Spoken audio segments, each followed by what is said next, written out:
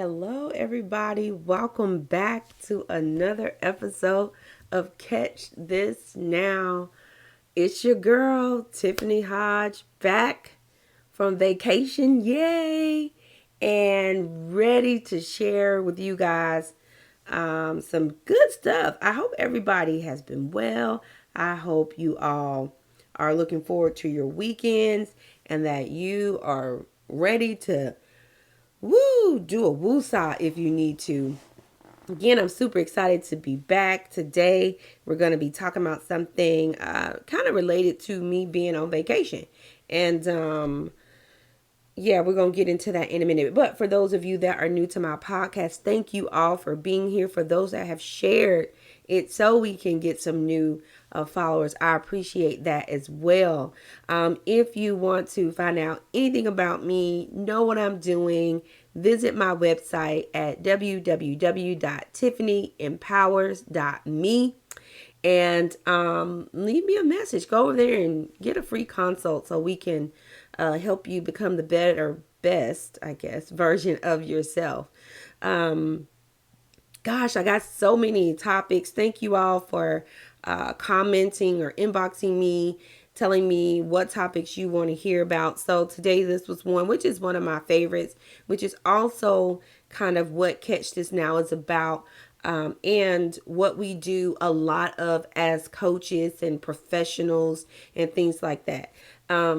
For those that are new, I am a licensed master social worker, but I do a lot of teaching, educating on being the best version of yourself, communication, time management, relationship skills, self-esteem building, and all of those things is what my platform is about. Also, remember, if you are currently in a therapy relationship with a therapist, please continue to work with them. My information is just purely here to educate you and get your brain turning and get you in the mood to actually being an active participant of your life and make sure you are showing up full throttle. Today, here we go. We're going to jump into it. I hope you have got your pen and your paper. You should probably want to think about keeping that on the side because every Friday, these will be dropped unless I'm telling you I'm on vacation, right? Today we're talking about self-care. Yes, a lot of people are into self-care now, self-awareness, self-esteem, self-motivation, self. But do we really practice it? Do we know all the areas that we should be focusing on when we do self-care? Self-care activities are things that you do to maintain good health and improve your well-being. Believe it or not, you'll find that some of these activities you are already doing. It is a part of your normal routine. Some of them you may have done as a child and it has moved over into your adult life. And so those are some things that you do to help take care of yourself. I'm going to actually go over the areas of the self-care so you can make sure that you are hitting all of these areas because you are a one whole person. You're not a part of a person. You're not just finances. You're not just physical. You are a beautiful canvas of these areas that I'm going to discuss with you. And I want to make sure that you're hitting all the areas when you're thinking about your self-care. I think I'm going to post this self-care assessment on my website. I think if you want the self-care assessment, let me know. Inbox me. Here you can inbox me on Instagram, all social media, or you can leave me a comment on my website and I will shoot you the self-care assessment just so you can see where you are. Here are the areas. Area 1, you have your physical self-care. Those are the things that we do physically, right? Very self-explanatory. Are you eating? Are we sleeping? Are we getting our teeth clean? Are we going to checkups? Are we resting? Are we eating regularly? Are we participating in things that are fun that we like to do? So that's area 1 that we look at when we're talking about your self-care. Area 2, which is my favorite, your psychological and emotional self care. Are you taking time off of work and other obligations? We just went for 7 days to St. Martin because it is needed. You need to be able to disconnect and connect to back to your spouse or to yourself. Getting out into nature, going somewhere will actually help you, believe it or not, psychologically, emotionally, and physically. Are you participating in hobbies that you really enjoy, even things that you used to do as a child, excuse me? How often do you still do those things? Like for me, for instance, I still like to color. That's a hobby that I picked up as a child, and it's a soothing mechanism for me too. And so sometimes I may just find myself coloring or doodling, and that's something that helps me emotionally and psychologically.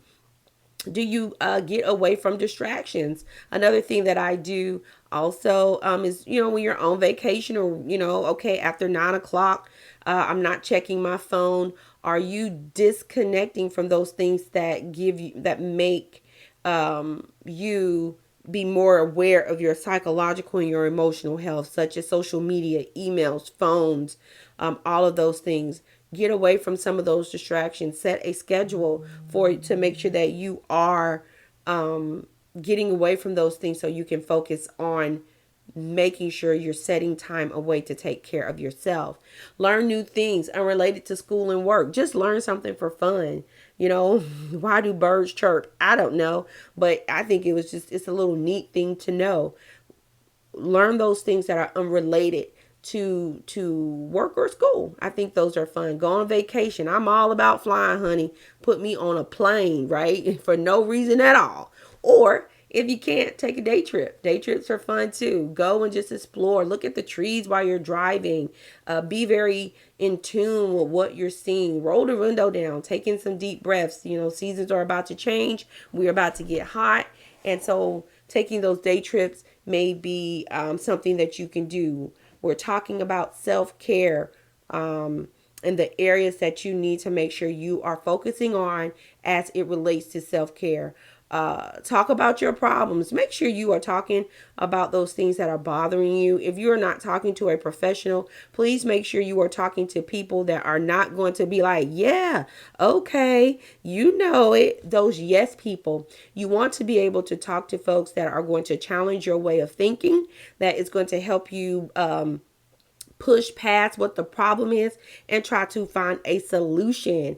If you are not currently talking to anybody that will help you do that, visit my website and I'll help you through it.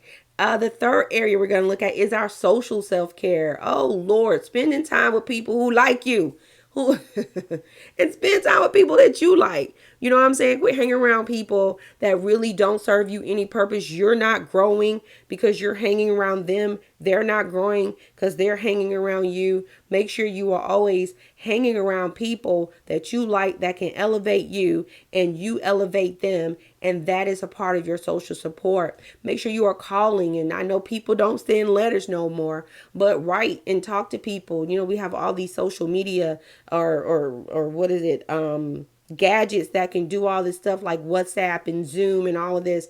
Make sure you are staying connected with those family and friends that live far away for that social self-care and that social support. Have stimulating conversations. Talk about stuff that matters to you, not stuff that really typically boils your button, or your blood. Boils your blood, not your button. Boils your blood, and make sure you're kind of keeping those to a minimum, but having those conversations that is challenging your thoughts, your behaviors, and maybe a conversation that's having you move forward. Those are stimulating to helping you grow as a person, as a whole. Make sure you are meeting new people. There is so many people in this world. Everybody ain't out to get you. There are some good people out here. Make sure you run into them and have a good conversation. Also remember that some people are there just for a season. Everybody in your life may not be there forever, which is okay. But remember that when you are with these people that have inspired you, what have you learned? What am I taking away from this? And man, it was great to meet these people because they've added to your life. You want to make sure you are meeting people that it's adding to your life and not subtracting. Spend some time alone with your partner, with your spouse, even with yourself. If you don't have anybody, that's okay. Spend time with you. Yes, you have to connect with you. You are a social being, and it's always good to love on yourself. If you have a spouse, if you have a partner, make sure you are spending alone time with them, and you all are socially connecting to each other. And social connection is not always a sexual connection. There are other ways that you can spend a long time with your partner and it still be very satisfying and enriching to the relationship. Ask other people for help. We all need help. Stop acting like you don't need no help. We all need help. Ain't nobody self-made. Somebody has helped us along the way. Believe it or not, okay?